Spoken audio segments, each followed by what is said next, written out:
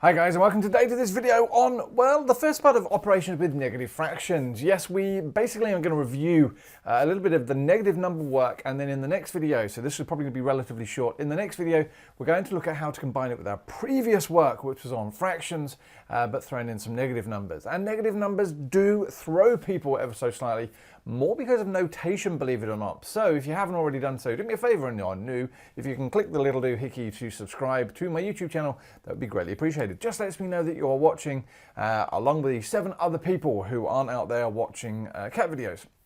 Otherwise, there is MaffsGuru.com at the top there, which will allow you to search for all of these videos by textbook and by chapter, and the notes are all downloadable from there as well. Head over there, it is absolutely free to sign up. So in a previous video, we did very much look at adding, subtracting, multiplying and dividing fractions. So if I just zoom in a little bit on that, yep, and we're effectively just going to do the same type of stuff now, but with negative numbers. Now, if you remember back to the work you probably would have done in year 8 some point, there are 4 rules for negative numbers. And those rules are shown here. Now, it looks a little bit confusing the way it's written there. We already know that 3 times 2 is equal to 6. But if we ever looked at what that actually means in terms of positive numbers and negative numbers, well, here is 3 and here is 2. And in maths, we have decided that if we don't write a negative sign, the numbers are always positive. So we know that there is a little positive in front of that 3, there is a little positive in front of that 2, and a little positive in front of that 6, which funnily enough gives us one of our rules, that a positive multiplied by a positive will absolutely stay as a positive. So a positive times a positive will stay a positive. And we know from a lot of the work that we do that minus 3 times minus 2 is, funny enough, also positive 6. Why? Don't worry about it for now. That was last year's stuff. Let's just recap the 4 rules. So we have a negative times a negative is also a positive. Now, rubbing all this rubbish out for the moment, what I find here is, as a shortcut, which I don't like particularly, is that when they are both positives or both negatives, they become a positive. Now, I'll explain a little bit more what that means in just a second. But if they're the same, it's a positive. If they're different, so if we were to do a positive times a negative, we'll actually end up with a negative number. And likewise, if we do a negative times a positive, we will also end up with a negative number. Now, I'm going to take that one little bit further. That basically, if I see a positive and a negative, or a negative and a positive together, as in side by side as well, I'm going to replace them with a minus. So this is actually 2 sets of rules in one. Now, obviously, we get to a point in maths where we try and confuse you, or Barry tries to confuse you, and it's my job to unconfuse you.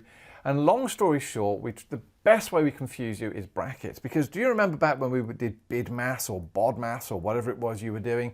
Yes, we said brackets, do what's inside the brackets first. But if I was to do that, as in minus 3 inside a set of brackets, what on earth are you going to do first? Well, probably nothing, because there's nothing to do. I can't do anything with it. Well, funnily enough, the reason we use brackets is because your brain is actually pre-programmed to miss horizontal lines. We don't know why, it just actually is. So you can imagine that all of those exams you've done, or all those tests you've done where you've just missed a minus sign, or you forgot to put a minus sign, it's not really your fault, it's your brain. And so we try and help, because if your brain gets what we call a disruptor before that minus sign, it will actually see the minus sign. And guess what a bracket is? It is in fact a disruptor. So you are more likely to see the minus sign if you put a set of brackets around it than if you don't. So for all of the questions we're about to do, the brackets are really there just to help you to try and find the minus sign. Okay, so here we go. Let's do this, some examples, but without fractions. I'm going to stop this video and re-record the one with fractions because there's a lot of examples and I don't want to make it too long. So 3 times 4. Now in this situation, I'm always going to put in a little kissy there, sorry, a little plus there and a plus there. Now, at the moment, when you have timeses or divides, my advice is to ignore the signs. Do them later. Do it in 2 stages. So the first thing I'm actually going to do is just 3 times 4. I know what 3 times 4 is. It's 12. And now I go back and I look at my signs. Is it a positive? And a positive it is. So guess what we're going to write here? A positive. Well, actually, no, we're not. Because we've defined in maths that whenever we don't see a sign in front of a number, it is automatically positive. Otherwise, we would be writing positives all over the place. And can you imagine how confusing our maths will be? Oh, very. So let's move on to this one. All right, so we've got some brackets here now. Remember, the bracket is here just so you can see the minus sign. So I'm going to write that out now as minus 6 times 5. I'm going to ignore the brackets for a moment. What's in front of the 5? Well, there's nothing. Yes, there is. There's a plus. Now, maybe some of you are saying, but there's a times sign. Yeah, I know. But that 5 also has a floaty plus or a minus to the left-hand side. So, is there a multiply or times sign in between? Absolutely. So I'm going to ignore the signs for the moment. And I'm actually just going to do 6 multiplied by 5. Well, I know that 6 multiplied by 5 is 30. And if you guys don't know your timetable by now, you've got to learn them. Get out there, start learning them. And then we look at our signs and we say we have a minus and a plus. They are different. And so in which case my answer there is negative 30. There is my final answer. Thank you very much. Life is good. And we keep going. Remember, this is just a recap of what you were doing in a previous year's worth of videos. Minus 3 times minus 2. Again, I've got a times in between them, so I'm going to ignore the signs for the moment, and I'm just going to do 3 times 2. And no, I haven't chosen particularly complicated questions here. They're just there to sort of give you an idea of what we're doing. And what do we do now? Yep, we look at our two signs, a negative and a negative. They are the same, so they become a positive. Do I write the positive down? I should go not. So I'm just going to leave my answer there as 6. So we've done 3 of the examples. Now we'll do one more. 10 divided by negative 4.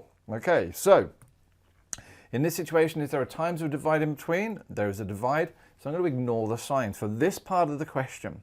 Now, 10 divided by 4, I can't actually do, so I'm going to write it as a fraction. All right, and again, remember that divide sign means you can write that as 10 divided by 4. That can be cancelled down to 5 on 2. Having done that, I can't cancel it down anymore, so I suppose that's going to be 2.5, turning it into a mixed fraction. And now I go back and I look at my signs. What's in front of that 10? A little plus. So we have a positive and a negative, and so my answer becomes negative 2.5. Now, one of the questions that my maths group, and ignore this for a moment because I'm going to stop this video in a moment and restart it, and we'll kick off with the fractions. But my group was saying, like, in the back of the textbook, we had minus 5 on 2. The minus sign is there, but I've written my minus sign by the 5, or other people say I've written my minus sign by the 2. Does it make any difference? And actually, as it turns out, no, it doesn't. There is one minus sign here that belongs to the whole fraction. That belongs to the whole fraction, and believe it or not, so does that. If I'm honest with you, we tend not to see that used all that often, but happily, we'll see that and that as an example. Now I'm going to do one more example because I don't think I did, oh yes we did, we did all of the ones we needed to do. So basically guys, there we go, that's the end of this introduction to negative numbers, which will lead into a operation with negative fractions. Thank you very much for watching. If you haven't already done so, subscribe if you will, shout out to TikTok and the world that I'm here. And if not, I'll see you on the next video. All right, take care, have a good day, see you soon.